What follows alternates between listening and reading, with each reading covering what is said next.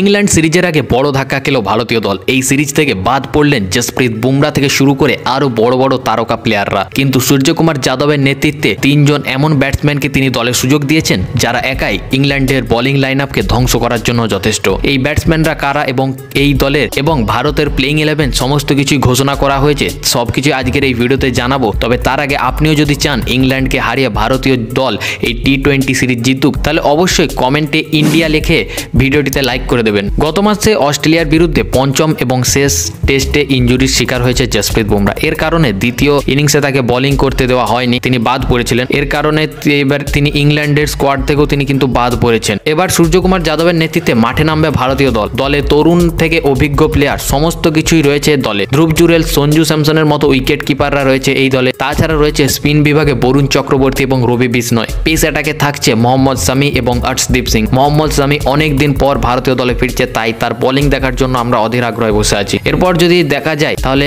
সেই তিনজন প্লেয়ার কাদেরকে সুযোগ দিয়েছে সূর্যকুমার যাদব। প্রথম প্লেয়ার হচ্ছে অভিষেক শর্মা, যিনি পাওয়ার প্লেতে বিধ্বংসী ব্যাটিং করতে সক্ষম। দ্বিতীয়ত হচ্ছে রিঙ্কু সিং, যিনি মাঝে অর্থাৎ মিডিল অর্ডারে দারুণ স্ট্রাইক রেটে ব্যাটিং করতে পারেন। এবং তৃতীয় হচ্ছে তিলক বর্মা, যিনি স্পিন এবং পেস দুই বলই ভালো খেলতে পারে। এরপর যদি আমরা দলের প্লেইং 11 কথা বলি ইংল্যান্ডের বিরুদ্ধে, তাহলে সেখানে রয়েছে অভিষেক শর্মা এবং সঞ্জু স্যামসন, যারা ওপেন করবে। মিডিল অর্ডারে থাকছে সূর্যকুমার যাদব, তিলক বর্মা, রিঙ্কু সিং, হার্দিক পান্ডিয়া। উইকেট কিপিং এ থাকবে ধ্রুব জুরেল এবং স্পিনারে থাকবে বরুণ চক্রবর্তী এবং রবি বিষ্ণয়। সেটাকে থাকবে মোহাম্মদ শামি ও অর্শদীপ সিং। ভারতীয় দলের এই নতুন স্কোয়াড এবং সূর্যকুমার যাদবের নেতৃত্বে কি ভারত এই সিরিজ জয় করতে পারবে? আর মতামত কমেন্টে অবশ্যই জানাবেন।